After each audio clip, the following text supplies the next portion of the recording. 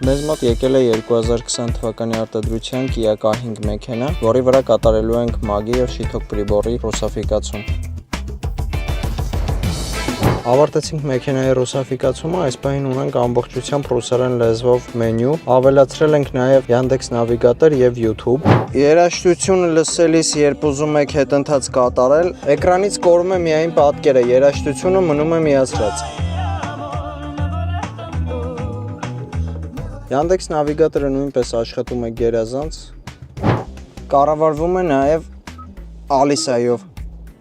Ավելացնում ենք նաև Wi-Fi մենեջեր, որի օգնությամբ դուք կարող եք ձեր հեռախոսով ցրել Wi-Fi և մեքենայով կպնել այդ Wi-Fi-ին։ Մեքենայում ավելացրել ենք նաև Yandex Browser, որի օգնությամբ դուք կարող եք փնտրել ձեզ հետաքրքրող ինֆորմացիան մեքենայի միջոցով։ Պանել պրիբորի ռուսաֆիկացման արդյունքում Fahrenheit-ը դարձել է Celsius։ Ինչպես նաև մեքենայի կլիմատ կոնտրոլը արդեն ցույց է տալիս Celsius-ով։ Մեքենան ունենում է նաև split screen-ի հնարավորություն, այսինքն միաժամանակ կարող եք օգտագործել Yandex-ի նավիգատորը և YouTube-ը։ Ձեր մեքենայի ռուսաֆիկացման արժեքն իմանալու համար մեր WhatsApp-ին պետք է ուղարկել հետևյալ ինֆորմացիան։ Մտնում եք General